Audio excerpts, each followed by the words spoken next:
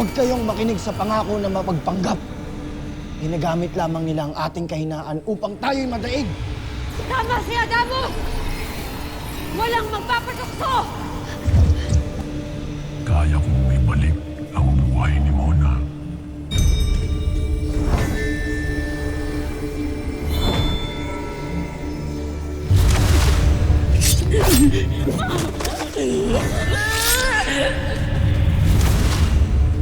Kung gaano ko kadaling binawi ang kanyang buhay, ay ganun din kadali ang ibalik ko ito. Kaya mo maging masayang iyong pera sa piling ng iyong kapatid, dalawang ina, maging ng iyong lolo, Javier. Anak!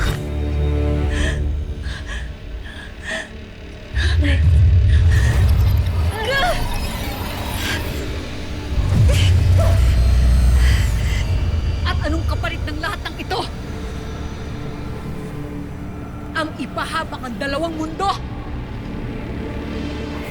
Hindi mangyayari yun, Gargan! Isipin mo, Danaya, ang lamig ng idre ng iyong anak na kailanman ay hindi mo na mayayakap.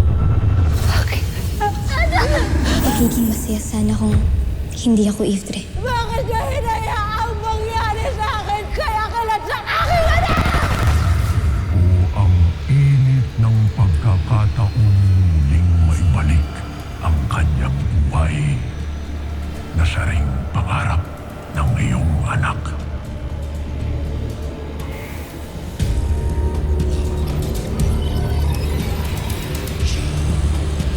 Nay. Nay, huwag kang magpapatukso, Nay. Huwag sabi kayo magpatukso sa kanyang panlilinlang!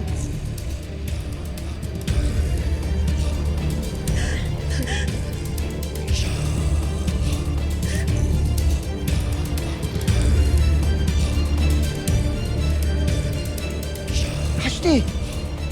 Kamatayan ng mapapala mo, Adamus, kung ako ay iyong kakalabanin. Gaya ng wala kang mapapala sa pag-ibig mo sa isang dayuhang kailanman ay hindi mapapasayo. Si Dea, bagong tagapangalaga ng Brillante ng Hangin. Crush mo to, no? Oo, tama ako.